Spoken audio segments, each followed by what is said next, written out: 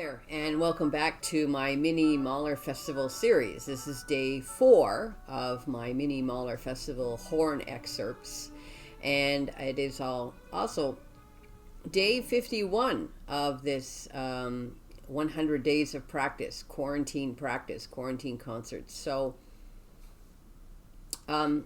51 days ago, I started practicing my horn again after not practicing for years.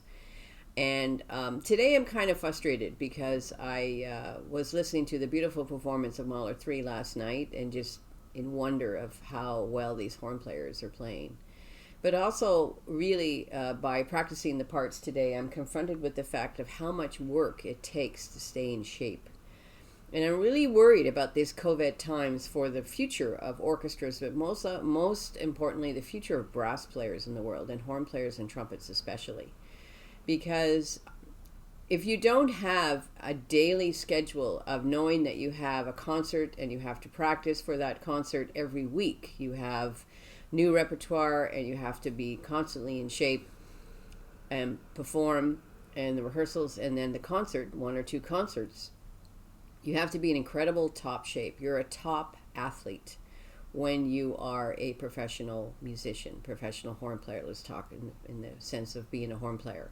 So because I haven't played for years, I haven't been in top shape for years either. And I'm very open to you all here on YouTube about my history, because I've gone in a different direction for several years now into arts administration. I work at the Canadian Opera Company in sales and acquisitions. I'm not a horn player there anymore, just a freelance horn player. So anyways, I was talking to a fellow horn player friend about how I'm realizing how difficult it's going to be for this entire orchestra world, that it might be a year before any of us are going to be able to see a live symphonic concert again.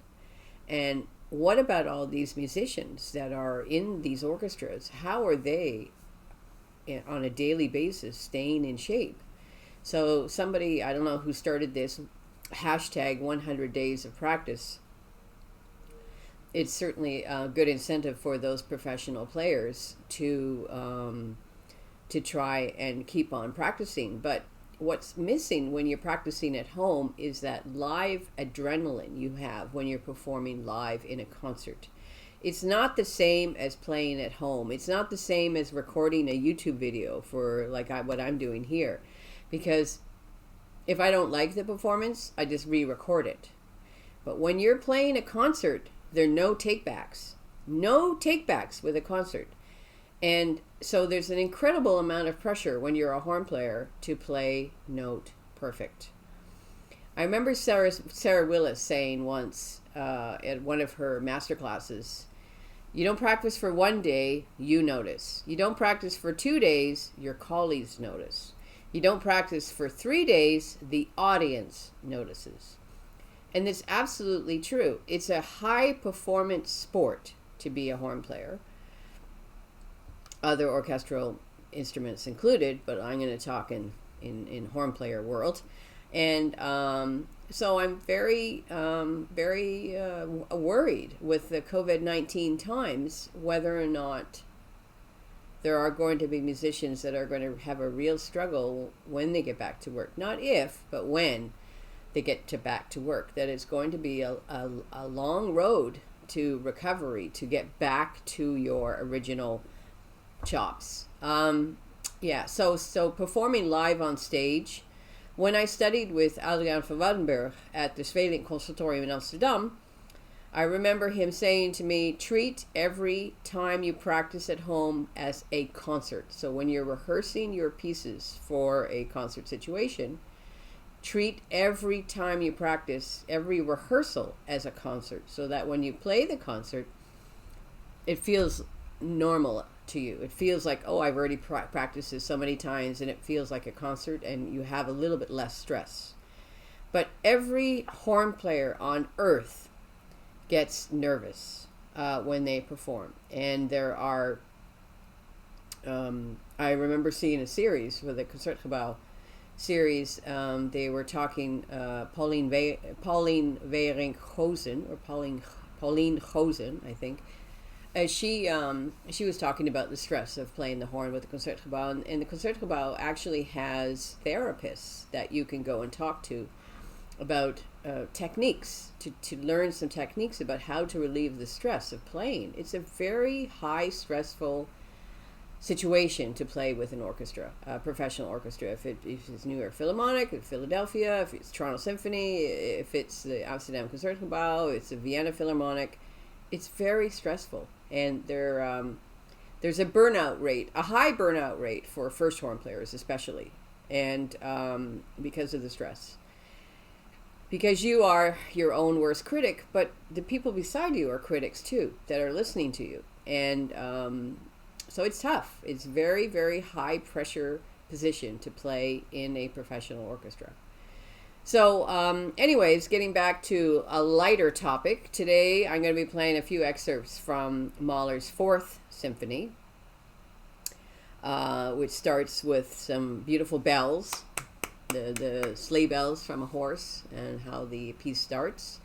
And the third movement, about the third movement, which is actually quite famous, and it's used many times for funerals or weddings and things like that. It is a beautiful, beautiful piece. I remember many years ago seeing a wonderful documentary on Willem Mengelberg and the Chaza Mengelberg. As you know, Willem Mengelberg was banished to Switzerland after the Second World War because, political reasons. His passport was taken away, and he was basically a prisoner at the Chaza Mengelberg. And there was a documentary about his life, his latter part of his life at the Chaza Mengelberg.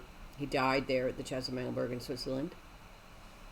I've been to the Chaza Mengelberg a couple of times. It's a beautiful place, and Adriaan van Woudenberg was kind of the manager of the Chaza Mengelberg for many years before it has turned into a hotel now. It's actually a hotel that's run by the farmer next door to the Chaza.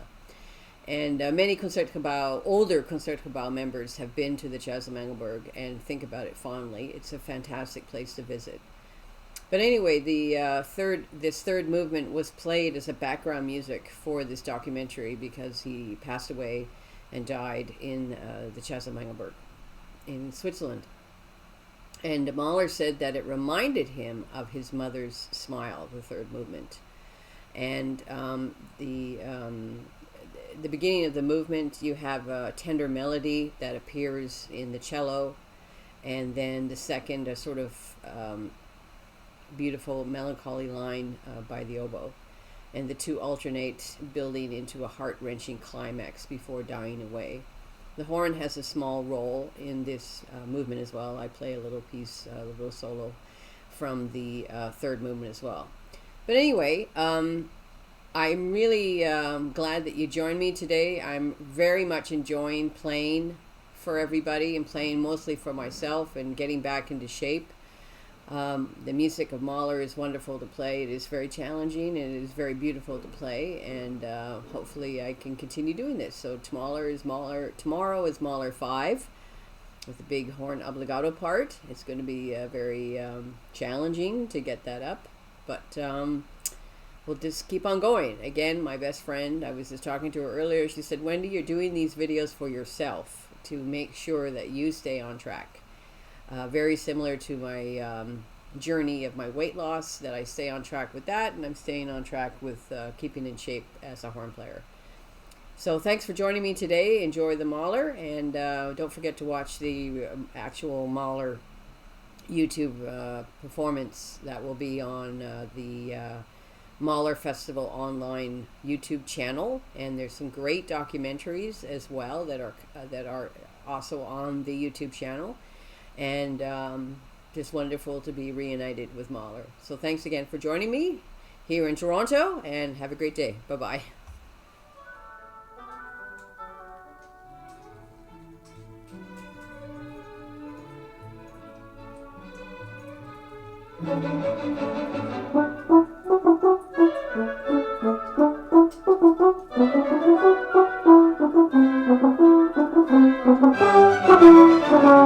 Mm-hmm.